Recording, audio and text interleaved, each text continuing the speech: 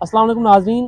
ख़ित्ते की सूरत हाल मुसलसल कशीदा है और इस हवाले से पाकिस्तान में भी मुसलसल अहम तरीन मुशावरत जो है वो जारी है। आज ऐवान सदर में एक आला सतही इजलास हुआ है। इस इजलास की सदारत वज़ीर आज़म मियाँ शहबाज शरीफ और सदर मुमलिकत आसिफ ज़रदारी ने मुश्तरका तौर पर की। इस इजलास में फ़ील्ड मार्शल सैयद आसिम मुनीर भी शरीक हुए। उसके साथ साथ डिप्टी वज़ीर आज़म भी इस इजलास में शरीक थे और दीगर जो मुतलका वज़रा थे, हुकाम थे, वो भी इस इजलास में शरीक थे। इस इजलास में मजमूई तौर पर पाकिस्तान की तरफ से जो पेशकश की गई मुज़ाकरात की और अब तक जो सिफारती कोशिशें पाकिस्तान की इस हवाले से हुई हैं, उन पर न सिर्फ गौर किया गया बल्कि पाकिस्तान के अंदर जो तवानाई के मामलात हैं उनके ऊपर गौर किया गया है और जो दीगर उमूर हैं उनके ऊपर डिस्कशन की गई है। अनवर अब्बास साहब आज हमारे साथ मौजूद हैं। अनवर अब्बास साहब किसी तारुफ के मोहताज नहीं हैं, सीनियर सहाफ़ी हैं, फ़ॉरेन अफेयर्स पर खुसूसी नज़र रखते हैं, फ़ॉरेन अफेयर्स की बीट करते हैं, इंटरनेशनल अफेयर्स जो हैं उन पर भी नज़र रखते हैं।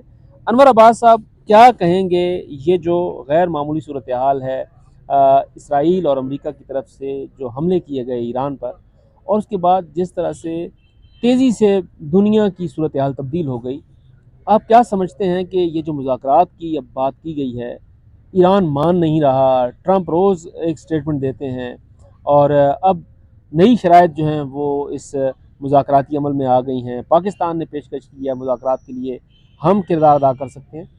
क्या समझते हैं कि वाक़ईन कोई मुज़ाकरात कामयाब हो सकते हैं इस तमाम सूरत हाल में? बिल्कुल जी, पाकिस्तान की जानिब से कोशिशें हैं, एक अच्छा आगाज़ है और पाकिस्तान पूरी नेक नीति से ये मुज़ाकरात करवाने की कोशिश कर रहा है, क्योंकि सारे सूरत हाल का, ये सारे तनाज़े का डायरेक्ट इम्पैक्ट पाकिस्तान पर पड़ रहा है। पाकिस्तान पर ये बराह रास्त असरअंदाज़ होगा, ना सिर्फ पाकिस्तान बल्कि पूरी दुनिया पर इसका असर जो है वो भी से सामने आ रहा है।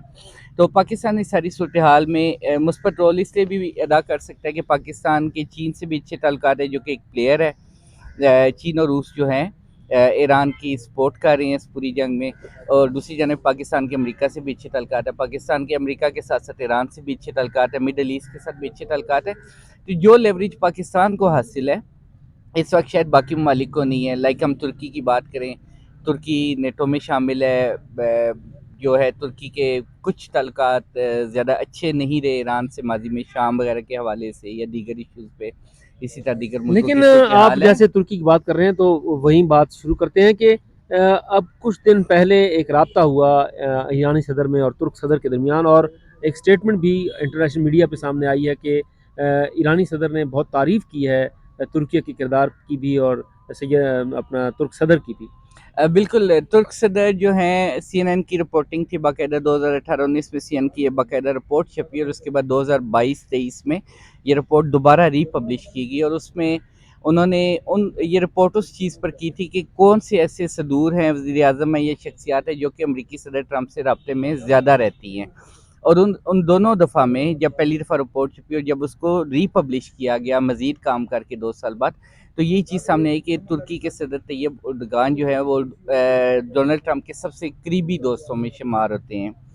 हफ्ते में 2 दिन रब्ता भी करते हैं, और ये रब्ता मोस्टली उस वक्त होता है जब वो ट्रंप गोल्फ खेल रहे होते हैं, और उस रिपोर्ट में कहा गया था बाज़ दफ़ा ये एक दूसरे पे शाउट भी कर रहे होते हैं।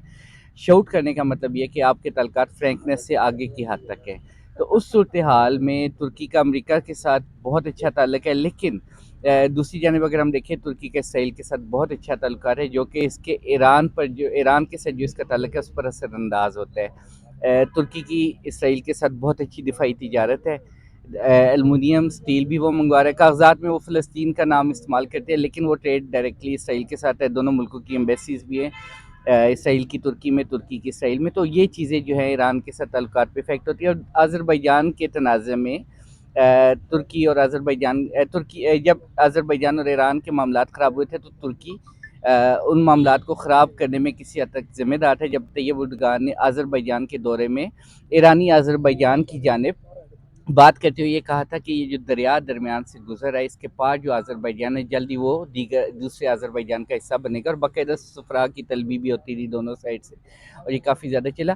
कहने की हद तक एक जो किरदार है ईरानी सदर ने उनकी तारीफ़ की है, वो दीगर रहनुमाओं की, वो हर उस रहनुमा की तारीफ़ करे जो थोड़ी सी भी एफर्ट कर रहा है, लेकिन حقیقتاً جو ہے ترکی کے ایران کے کوئی بہت زیادہ مثبت تعلقات کبھی نہیں رہے. شام میں جو گورنمنٹ چینج تھی بشار الاسد کے، ایران بشار کو سپورٹ کر رہا تھا، اور ترکی حکومت کو القاعدہ کے جو لیڈر تھے، آئی ایس ایس کے لیڈر تھے محمد الجولانی، جن کو اب احمد الشرا کا نیا ماڈرن نام دیا گیا تاکہ کیسز جو ہیں ان میں وہ کیسز چونکہ محمد جولانی کے خلاف تھے، اب احمد الشرا کے نام سے وہ، تاکہ ان کیسز کا ان پہ افیکٹ نہ ہو. تو اس تناظر میں ترکی میرے خیال میں اس صورتحال میں نہیں کہ کوئی مثبت رول ادا کر سکے ایز کمپیئر ٹو پاکستان. ترکی کے قطر کے ساتھ اچھے تعلقات رہے. سعودیہ کی جانب سے جب قطر پہ پابندیاں لگی تو ترکی اور ایران قطر کے ساتھ کھڑے ہو گئے. اس وقت سعودیہ کے ساتھ بھی اس کے تعلقات کافی بگڑے، اور سعودیز اور ترکوں کی آپس میں تھوڑی سی بعض ایشوز پہ وہ کامن گراؤنڈز بھی ہیں، لیکن بعض ایشوز پہ اختلافات. اسی طرح یو اے کے ساتھ ترکی کے اچھے تعلقات نہیں ہیں. اس کی وجہ یہ کہ یمن میں جب یو اے کے جو حامی ملیشیا تھی اس پہ سعودیہ نے بمباری کی، تو یمن میں وہ جو گورنمنٹ تھی عبد المنصور ربو ہادی کی، اس کو ترکی اور سعودیہ مشترکہ سپورٹ کر رہے تھے. اسی طرح سوڈان میں جب آر ایس ایف اور وہاں کی سرکاری فوج میں جو جھڑپیں ہو رہی تھی، جو یو این ریکگنائز گورنمنٹ تھی، اس کو سعودیہ اور ترکی اکٹھے سپورٹ کر رہے تھے، لیکن یو اے جو ہے وہ مخالف دھڑے کو آر ایس ایف کو سپورٹ کر رہا تھا، خلیفہ ہفتر کو. تو وہاں پہ بھی ترکی کے چلیں ہم دوبارہ اپنے اس ٹاپک پہ آتے ہیں کہ تو یہ جو مذاکرات اب یہ چل جو رہے ہیں، مذاکرات ابھی چل رہے ہیں، اس کی اگر ہم بات کریں تو اس میں پاکستان نے ایک ایفرٹ کی ہے، لیکن زیادہ کامیاب ہونے کی امید نہیں ہے اگر ہم ریئلٹی کو دیکھیں. اس کی وجہ یہ ہے کہ مذاکرات تب کامیاب ہو سکتے ہیں کہ جب دونوں طرف سے سنسیئرٹی ہو. امریکہ ایک جانب 1000 فوجی انہوں نے ڈپلائی کیے ہیں مڈل ایسٹ میں. ان کا دو بیری بیڑے ان کے رستے میں ہیں جو کہ پرشین گلف کی جانب روانہ ہے. ایک پر 4582 پیرا ٹروپر برگیڈ کے میرینز ہے، جو کہ آپ کہہ لیں کہ ایس ایس جی ٹائپ ان کی وہ کیپیبلٹیز ہے، گوریلا بھی ہو سکتے ہیں، وہ ہر طرح کے آپریشن کر سکتے ہیں. دوسری جانب دوسرے بیڑے میں ان کے 250 کے قریب میرینز آ رہے ہیں، اور تیسرا جہاز بھی آ رہا ہے، لیکن اس پہ تعداد معلوم نہیں کتنے امریکی فوجی ہیں. تو جب ایک طرف آپ اپنی فوجوں کی موومنٹ کر رہے ہیں، آپ یہ امپریشن دے رہے ہیں کہ ہم گراؤنڈ پہ حملہ کریں گے، ایران پہ گراؤنڈ انویژن کا آغاز کریں گے، اور دوسری جانب آپ کے لیے مذاکرات کریں، تو وہ ایک نیت آپ کی ظاہر ہو جاتی ہے. اور دوسرا امریکہ میں بھی ان مذاکرات پہ کئی سوال اٹھ رہے ہیں. کرسٹیانا مانفو جو کہ سی این این کی ہیڈ ہیں ایشیا کی، انہوں نے اپنے ایک ویڈیو پیغام میں بھی کہا ہے کہ اس طرح کے کوئی رابطے نہیں ہوئے اور یہ جعلی مذاکرات ہیں. ایران کی جانب سے بھی کہا گیا کہ مذاکرات کا آغاز ہی. اور اچھا، اس میں ایک چیز میں آپ کو کلیئر کر دوں کہ مذاکرات باقاعدہ طور پر آمنے سامنے بیٹھ کے یا ڈائریکٹلی یا انڈائریکٹلی کسی تیسرے ملک کے ذریعے کیے جاتے ہیں. ابھی تک جو رابطے ہو رہے ہیں، ہم ان کو یہ کہہ سکتے ہیں کہ واٹس ایپ کے ذریعے، واٹس ایپ کالز کے ذریعے، میسیجز کے ذریعے رابطے ہیں. یہ بہت ابتدائی صورتحال ہے. امریکہ نے ایز پر میڈیا جو کہا جا رہا ہے کہ 15 نکات پیش کیا، وہ حقیقتاً ابھی یہ بھی کنفرم نہیں ہے کہ وہ 15 نکات ہیں، 10 نکات ہیں. ان میں کیا ہے، میڈیا کچھ چلا رہا ہے، ویسٹ کچھ اور چلا رہا ہے نکات کے حوالے سے. ایران نے ان کو مسترد کیا، ایران نے اپنے 5 نکات پیش کیے. اب وہ چیزیں ایسی ہیں کہ ان کو آپ مذاکرات نہیں کہہ سکتے کہ مذاکرات ہو رہے ہیں. ہاں، یہ ابتدائی قدم ہے دونوں سائڈ سے. جب وہ پوائنٹس پہ ایگری کریں گے، یہ 4 پوائنٹس یا یہ 6 پوائنٹس ہم ان پہ بیٹھ کے بات کریں گے، اور اس کے بعد ڈیٹ فکس ہوگی کہ فلاں جگہ یہ بات چیت ہوگی، تب ہم کہہ سکتے ہیں کہ مذاکرات کا باقاعدہ آغاز ہوگا.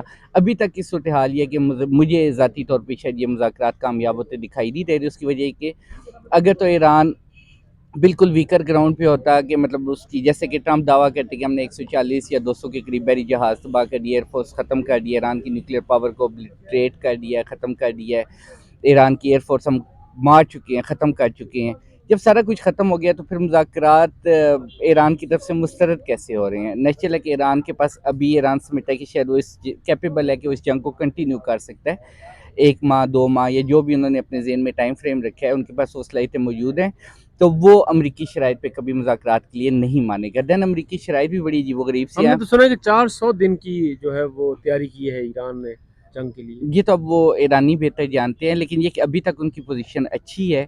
اور دوسرا ایک اور اس میں میں پوائنٹ ایڈ کروں گا کہ جو انٹرسیپٹرز استعمال کرے اسرائیل اور امریکہ، وہ انٹرسیپٹرز لوکلی امریکہ میں نہیں بنتے بلکہ ڈیفنس کمپنیاں بناتی ہیں، اور ان کے پارٹس امپورٹ کیے جاتے ہیں مختلف ممالک سے، جرمنی سے، فرانس سے، یہ وہ سارا میٹیریل وغیرہ.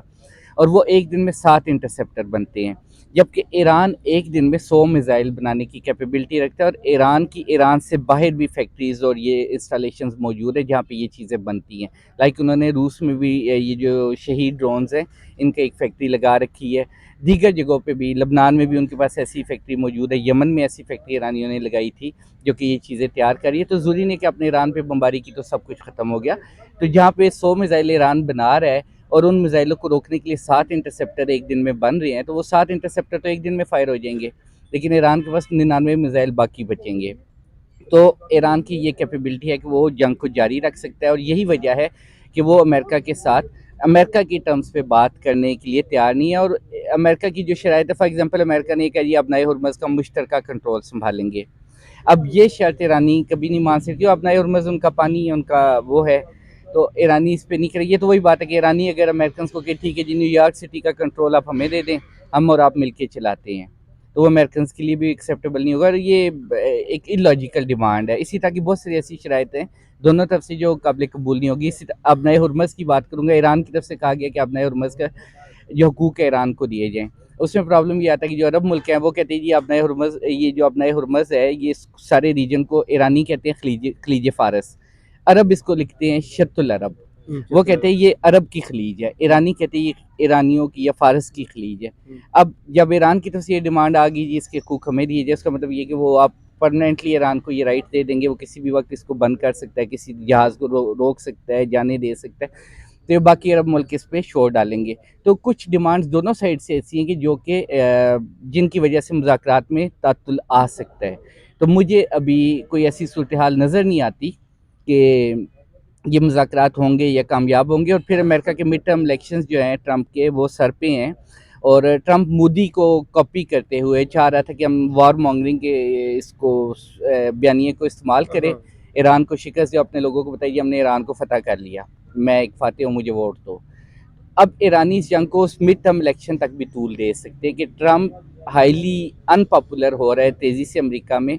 وہ امریکہ جہاں پہ کبھی بات نہیں ہوتی تھی اسرائیل کے حوالے سے، ہمیشہ سے یہ تھا کہ اسرائیل کے دفاع امریکہ نے کرنا ہے. اب اس امریکہ میں عام پبلک بھی یہ سوال کرتی ہے امریکن میرینز کو روک کے کہ آئیدر امریکہ فرسٹ اور اسرائیل فرسٹ.